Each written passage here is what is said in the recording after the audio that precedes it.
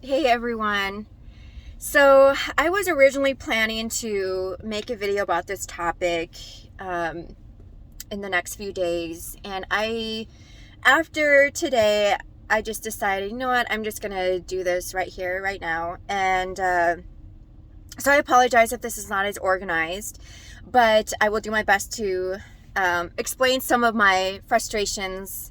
Um, So today, I guess this all started off with a post that the F.E. Warren Air Force Base page had posted, and that was about the appearance and regulation updates for airmen.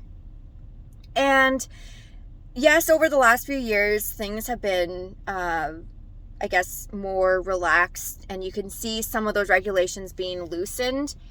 And I guess my frustration with some of this is, how far is the Air Force wanting to go with this, and what is their goal with this?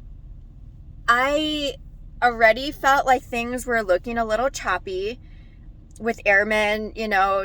Did some people respect not having the hands in the pockets? No, there would be people that didn't, and there were the ones that understood, you know, why it wasn't allowed, and that it did look very professional to not do that. And then now, with the recent updates, um, they're allowed to have earpieces or earbuds in their ears, and they're allowed to be on their phones while in uniform, walking around. So a lot of things that have been kind of a big no are now allowed. And I guess I'm just really not understanding, like I mentioned, what the goal is with all of this. I feel like if we're going to be consistently and constantly loosening things, what's going to be left of order and discipline? Do I see a need for female airmen to wear eyelashes and hair extensions? Absolutely not. I don't understand that. I think, if anything, it could hinder the job. I have already seen here at Minot Air Force Base an eyelash falling off of an airman, and immediately she's just like, oh my gosh, like, I need to go fix this. That's literally the last thing that anyone really should be worrying about. I think you should be able to do your job without makeup. It shouldn't affect how you do your job. And so a lot of people's stance on that was, well, how is that going to stop them from doing their job if they wear fake eyelashes? Like, what is your big issue with that? And my issue is that there is, to me, this sense of entitlement, not just with our military and society in general, but it's almost like, they're finding little things and being able to run with it because leadership or people are trying to keep people in. And that was a comment that was made on this page was, well, it makes people's self-esteem go up, and it's going to make them want to stay in the Air Force. Okay, if you're going to stay in the Air Force because you can do all that, or not be in the Air Force because you can't, to me that sounds like a self-esteem issue and not a problem that the Air Force needs to take care of. There are resources out there if it's a mental health thing where you're struggling with something personally. I get that and I understand that. I just don't understand, what the point of makeup is for the military. And okay, so let me back up. Like, the light makeup I get, but I have seen some caked on faces in the military, and I don't understand it. I don't get it. And you have these younger people saying, well, times have changed. Some of the comments I saw were, well, it's time for guys to accept that we can be girly in the military and still do our job. But that's not what the military was intended for. Everyone was supposed to look, you're basically a cutout in the military. And the reason why is because You guys should not be, the military is not a fashion show. It's not a place to, especially, and I hope they have rules, and they probably do. So, I'm sure people are going to, catch me on this one. But I hope that there are rules about, this stuff being in combat areas.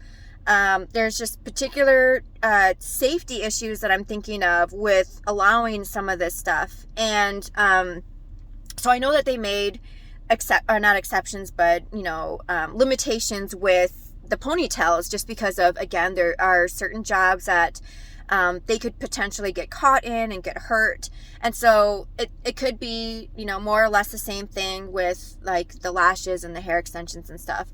But the other thing about this, it's really not so much about that I'm upset about some of the regulations. Like, yes, I don't understand it. I think the military has gotten really soft. I think they're trying too much, or spending too much time trying to accommodate for people's feelings than they are really focusing on what the military really is about and what the mission is. And the second point about this is I am so disappointed. The amount of disrespect that active duty members show to our veterans is embarrassing. And you know what? Yes, times have changed. That's sure. I completely understand that. But to disrespect and to name call and bully veterans needs to stop. I don't care if you don't agree with them. I don't care if I just don't. You cannot be doing that. I think it's wrong. Number one. And two, it's wrong for active duty to expect a sort of respect and treatment just because you're an active duty member, but then show complete disrespect to civilians. Civilians pay your wage. They do. They pay your wages. Okay? Just like you protect civilians. There is a give, right? There's a give and there's a take. And I don't know what's in the water. I don't know what is making everyone so childish and petty. But it is literally embarrassing to see what active duty members are saying and acting on social media. I know that it's harder to pinpoint and to, keep all of this stuff intact. I just don't feel like either the consequences are severe enough or there's just not enough conversation from leadership, talking about all this and mentoring them on how they behave, because it is really just, I'm embarrassed. It's when we talk about the Air Force having higher standards and they're held to a higher code of conduct, it is not what we're seeing right now. We are seeing, like I said, childish bullying behavior online to veterans, to leadership, and to civilians. And we can't be doing that to each other at all. And I get called names. I get bullied. I'm used to it. You know what? People go after my looks. People go after, I don't care. You can go on making fun about me all you want. But I am waiting for someone to have a mature, constructive conversation that's going to be conducive to solutions to all of this. Where is the Secretary of Defense, the Chief of Staff of the Air Force, or General Brown III going to step up and say something about this? I have yet to see anything from Bass, and it's really, really disappointing to see none of this getting addressed. And it is affecting veterans. It's affecting families to see how everyone is treating each other. Just because you serve doesn't give you the right to disrespect those who have served or who have not served. Just like it goes the other way around. I have tried advocating on Twitter the best I can. I speak out, and it is really sad to see some of the comments that are not just made to me, but made to other people. And I am here, speaking, on behalf of the veterans. And we should be seeing more of not a friendship, but just a equal understanding of, that we are to respect each other. And yes, I am advocating for changes because I may not agree with stuff, and I get that. Not a lot of people like what I have to say, and that's okay. It's all about how you respond to it. It's how you carry yourself. And I just really hope to see leadership step up and say something about it. Enough is enough. And, about the regulations and the dress appearance, I mean, I don't know how to explain it, but I'm just really worried about where this is going to go. And if we have leadership that's more concerned about, in a sense, I feel like it's almost like a popularity contest where, you want airmen to like you, you want airmen to look up to you, you want their respect. But honestly, I feel like the more that you take away from regulations, the more that you loosen everything, the less respect and discipline you're going to get and see. And,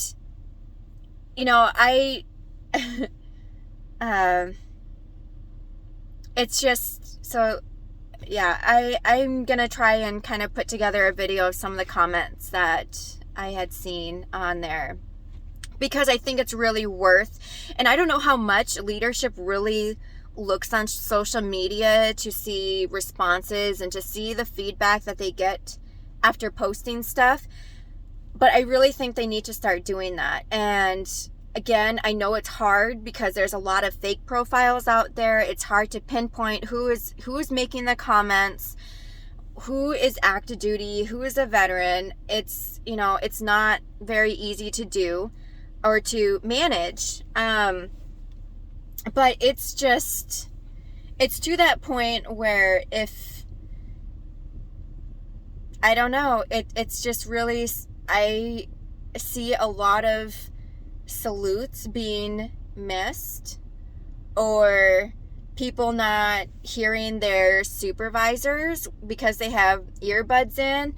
The last thing I want is to walk in somewhere and be greeted by someone with earpieces in. Because number one, I think it's natural for people to think, oh, am I bothering you? Am I,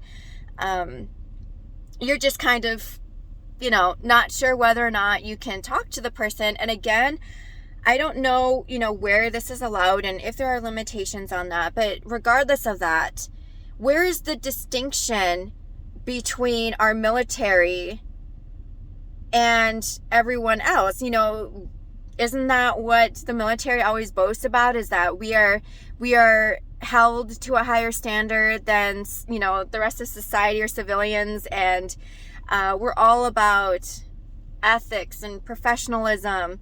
And I'm really lacking to see any of that right now. And like I said, I will not stop on Twitter calling out Bass and the Secretary of Defense, Chief of Staff, to address a lot of these issues that I'm pointing out.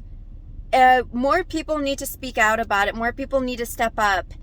And like I said, I'm very passionate about all of this, and I'm not going to stop anytime soon. And I can handle the bullying. I can handle all of that. But what I can't handle is leadership ignoring all of it. I can't handle... I have reached out to multiple people at Minot Air Force Base, and I've been stonewalled. I'm not getting any responses back, and I think it's saying a lot that people don't really want to acknowledge that, there are problems, but they don't want to hear it from me. They don't like what I have to say. But I'm failing to understand why no one would really not want to hear people's feelings on this stuff and really hear about how it's affecting others. The division right now is really bad. Taking politics out of the picture, things have been tense. There's division almost anywhere. But I feel like it's just getting worse. And the last place that I want to see division is between our veterans and our active duty. And again, I really just want to stress that we really need to get back on track. We need to remember that we need to respect each other.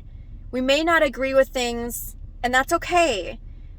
But things aren't going to change if we don't want to listen to each other. Things aren't going to change if you're not going to be open to other people's ideas and perspectives. And I'm doing my best to try and compile, people's, argument on things and why they support this or they don't support certain things, just because I want to be well-rounded in this as well. At the same time, I want to know what the focus is. I want to know what the purpose is. What are the goals for our military today, tomorrow, 10 years from now? And, people always want to laugh at, the Air Force. I know the jokes out there. And honestly, this is not making it any better. I mean, it's overall really disappointing, and I really hope, like I said, that leadership will step up and address these issues. The attitude, the mentality speaks for itself, and these are the same people who are disrespecting our veterans and name calling and bullying, whether it's a spouse or civilians out there, are the same people saying that the military culture is so toxic. That kind of behavior is toxic. It's the same thing. And it's like a pattern that's going to continue and continue until someone steps up and says, enough is enough. So, please, Secretary of Defense, Chief of Staff, Chief Master Sergeant of the Air Force Bass, please, let's address this. Let's talk about this. Let's take a step back and think about where we're going, where we're headed. Because right now, I think it's not adding a lot of good things and making the environment better. I'm all about having people be comfortable and to feel like they can be their own person, their own personality. But I really do feel like there is a line that's getting crossed, and I don't know. So anyway, if I ever get the chance and Minot responds to me and lets me have a speech, make my argument, make a presentation, because it's more than just obviously the regulations and the appearance. There are obviously much bigger issues out there, But this is one that I could see potentially being an issue as well. And if anything, let's just remind each other that we're all in this together. You know, our military family, we talk about that a lot. Let's keep that. Let's not sink into the division that I've seen today. It's really sad, and I really hope that that changes. So that's all I have on this one. Obviously, it's not as organized, and it's just kind of thrown together last minute. So leave your comments on here. Obviously, I am very open and desire to see people's feedback on this. And I think it's important for everyone to speak out and speak up about your concerns, or just the same way that I am, because nothing, like I said, nothing's going to change if we're not willing to talk about it.